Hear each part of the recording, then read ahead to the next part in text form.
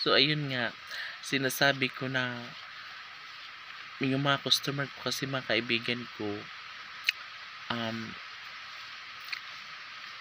maasim daw, nagrereklamo sa akin. Hoy Mariket, bakit yung tinda mo maasim? Sira na yata yun.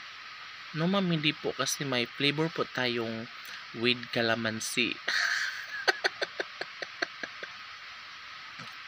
So maasim talaga siya. Pero deep inside mga kaibigan ko, hinang-hina ako, parang sukong-suko na ako. Ano ba yan? Nakaka-ines naman kasi nga yung amo ko hindi pinapalitan ng freezer yung stool ko, yung binabantayan kong tindahan sa palengke. Ngayon, ang ginagawa ko mga kaibigan ko, dahil maasim nga, marami nang nagrereklamo,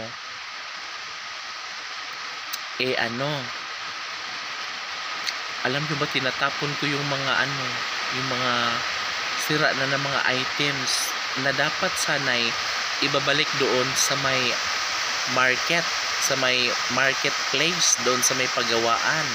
Kaso napapagod na ako, and para sa akin dapat talagang itatapon na yun, hindi na siya i-recycle pa, no? Kasi nga nakakabad na yun ng health sa mga ating mga kababayan, sa mga customers natin. Lakas ng ulan. And ayun, tinatapon ko talaga, siguro yung halos lahat yung mga tinda ko kahapon ay tinatapon ko lahat.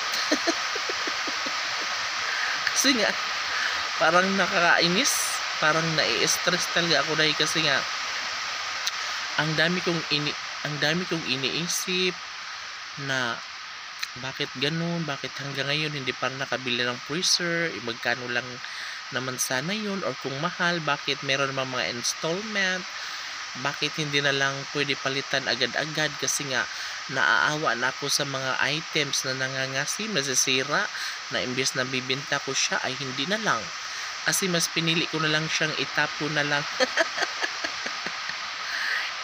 May inventory yun, no? May inventory yun, pero bahala na yun, ano na yun. So wala na.